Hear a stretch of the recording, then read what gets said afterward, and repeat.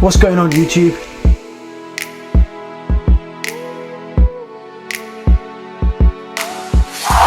Today I've got my hands on the Alfawise A8X. Now this box is running the Rockchip 3328 Quad-core CPU with 2 gigs of DDR4 RAM and 16 gigs of internal storage. You have dual-band Wi-Fi, AC and Bluetooth version 4.1. This box comes with the latest version of Android version 9 Pie and supports 4K HDR at 60 frames per second along with HDMI version 2.1 and 5.1 surround sound. And inside the box you will find a user manual, an HDMI cable, a power adapter, and I will tell you the voltage. It's 5 volts 2000 mAh.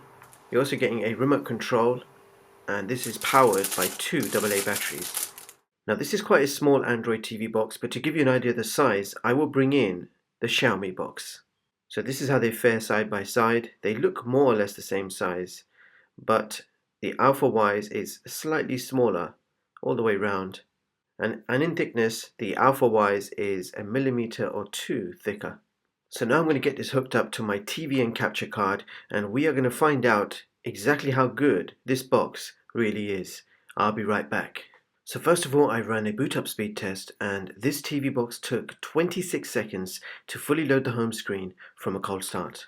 And here is the home screen for this TV box. This is full Android version 9. You have the connection information on the top right, and underneath that you have small boxes for date, time, weather and settings.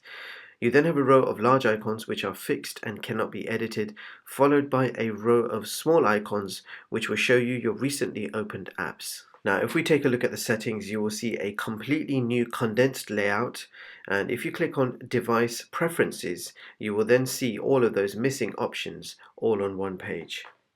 So let's go through these options. Now if we click on display you will see HDMI. If you click on that you will then get all your resolution, color, zoom settings. Now if we go to about, you will see that we are running Android version 9 Pie. You've got Bluetooth, date, time, language, keyboard, autofill, sound settings, and here are your sound settings and options.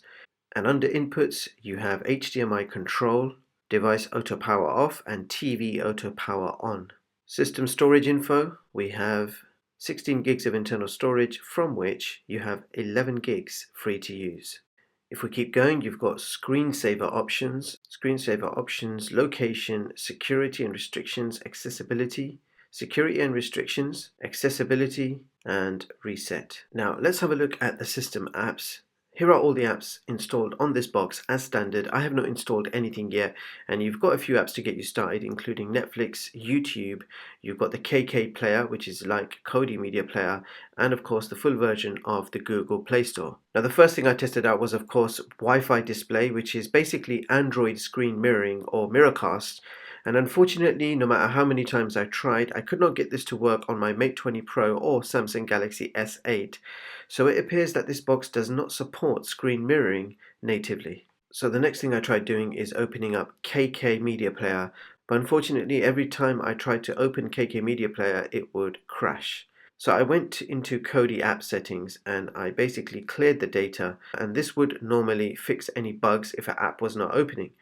I then tried to open the app again, and same issue, it would just crash.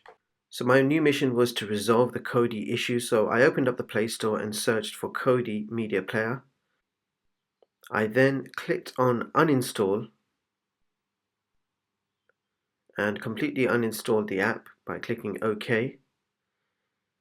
And as soon as the app was uninstalled, I then clicked install, so it would freshly reinstall the app. So now when I opened up the Kodi Media Player, it worked absolutely fine. We are now going to remain in Kodi and test out some 4K video samples from a USB drive. So let's go ahead and begin with the first video.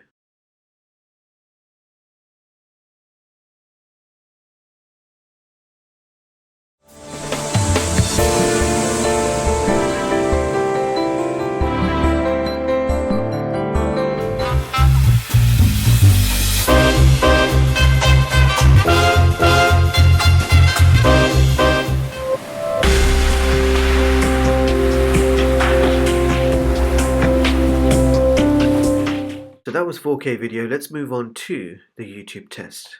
and you can stream a maximum of 1080p on YouTube.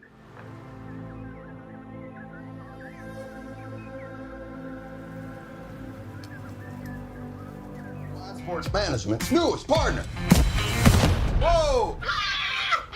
Allie, that pass was actually to Eddie. All right. It's not a game.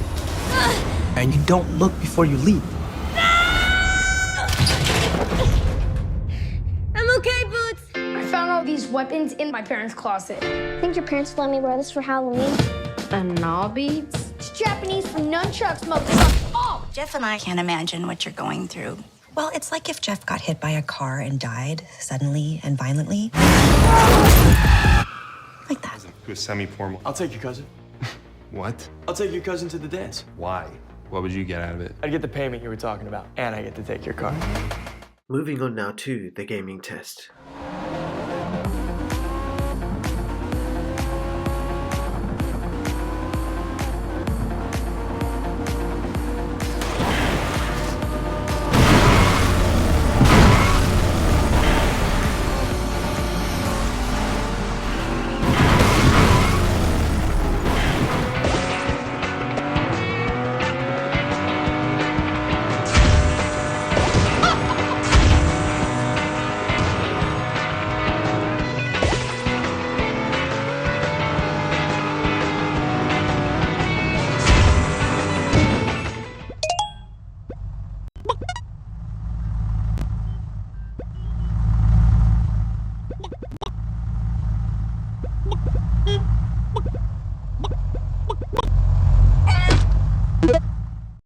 Now for you advanced users, DRM info shows Google Widevine level 3, and here is your CPU Z information. You can see we've got a clock speed of 1.3 GHz with the Mali 450, and you can see Android version 9, and this box does not come rooted as standard.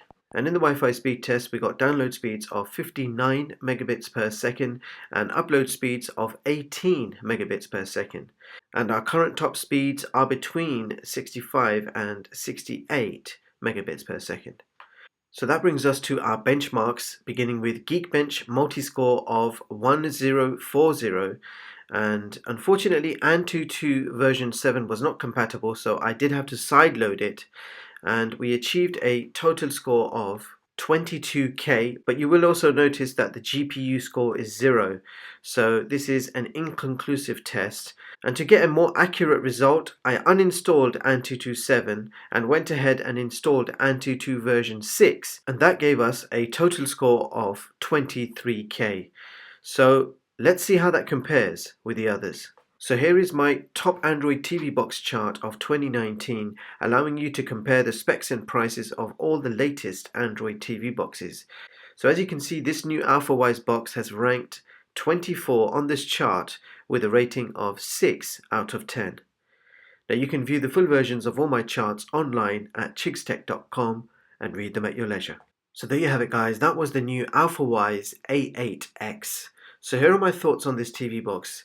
This is a budget Android TV box priced under £30. It is designed to give you a decent 1080p streaming performance with the latest version of Android 9 Pie.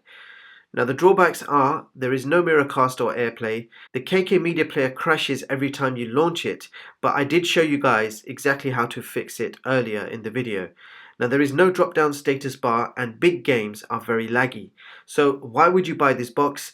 Well, this is a small compact Android TV box which is predominantly designed to stream online videos and movies. It will give you YouTube at 1080p and Netflix and Prime at 480p.